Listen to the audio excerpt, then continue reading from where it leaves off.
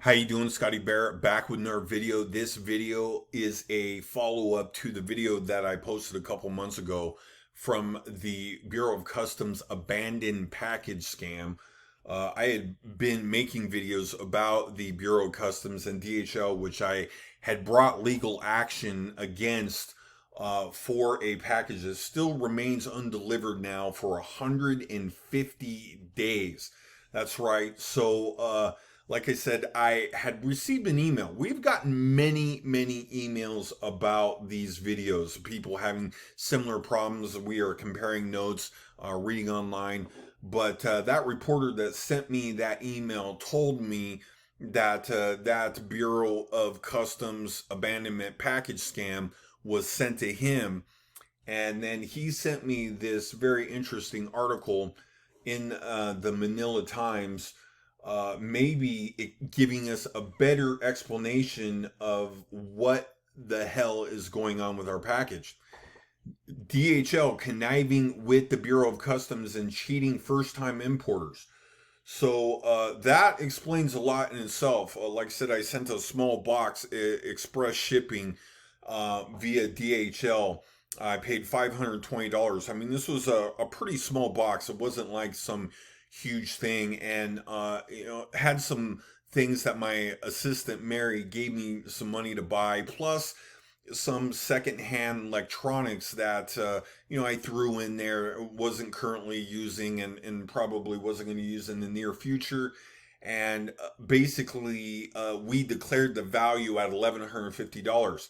Now, this may have skated through if we went under this threshold of $1,000. Seems to be part of it. Also, I seem to think that also the presence of Apple things. I sent her a couple older iPhones and an older iPad and so on. And I think that DHL and the Bureau of Customs are looking for these items and flagging these items in an effort to take and extort these first-time importers by putting their package in an abandonment status in hopes of taking the package home, I guess.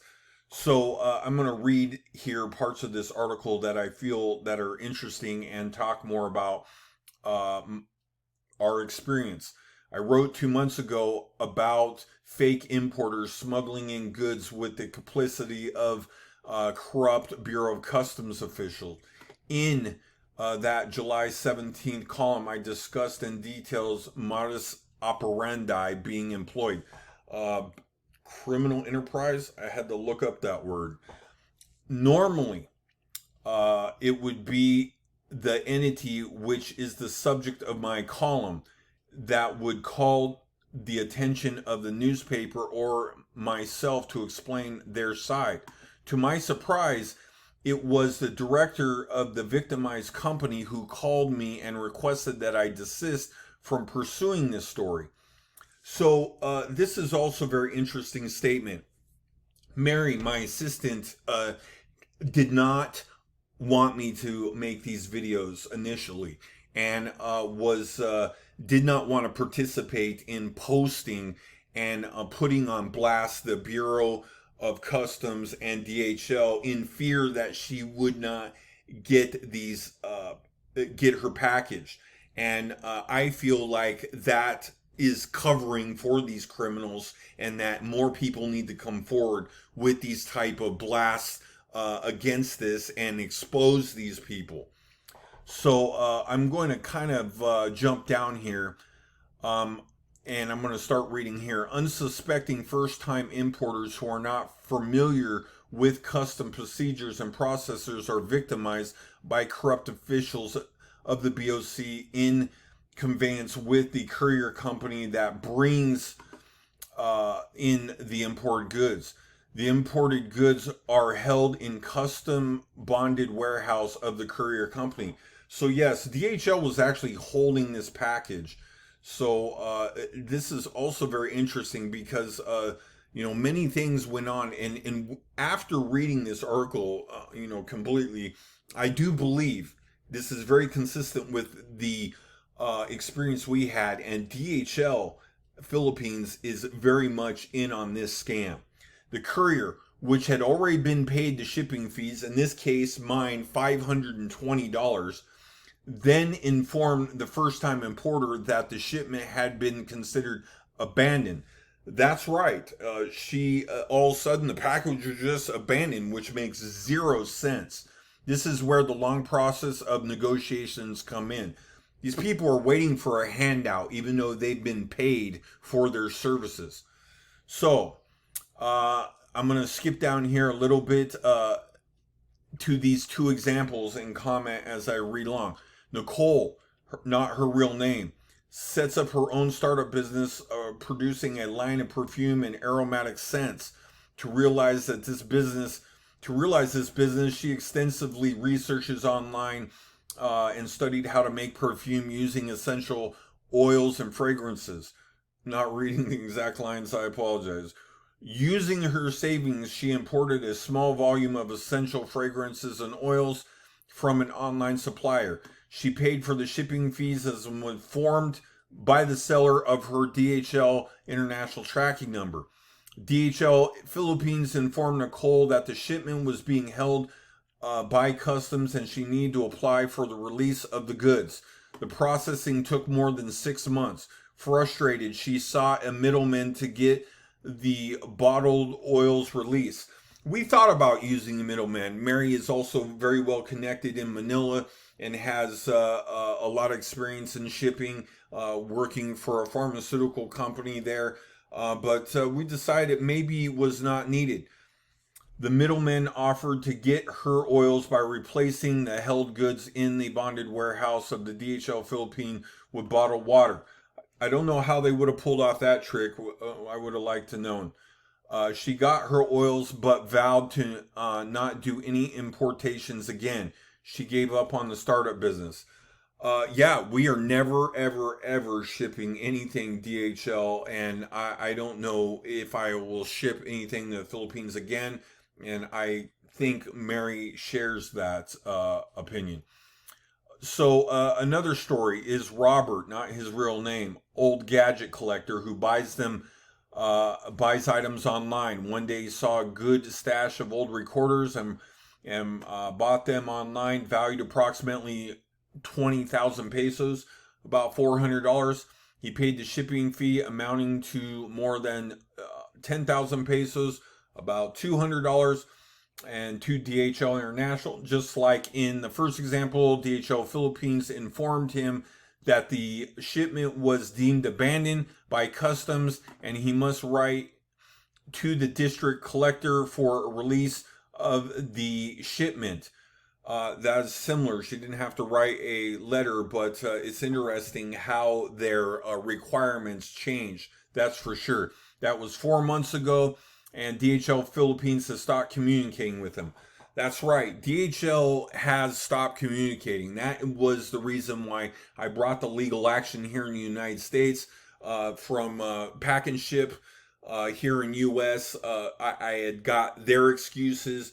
DHL US, I've gotten their excuses, and then DHL Philippines. They all had a bunch of different excuses and lies, and basically none of it made sense, which brought on the lawsuit, which our trial is due in about 2 weeks.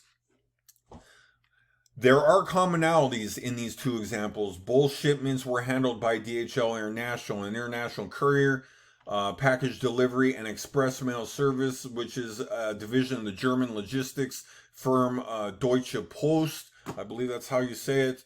The company claims to deliver over 1.6 billion parcels per year. The illegal activity of DHL Philippines personnel may not even be known to its parent company. I wonder, because everybody's blaming each other. It's very interesting. But I tell you, DHL Philippines is in on this scam without a doubt.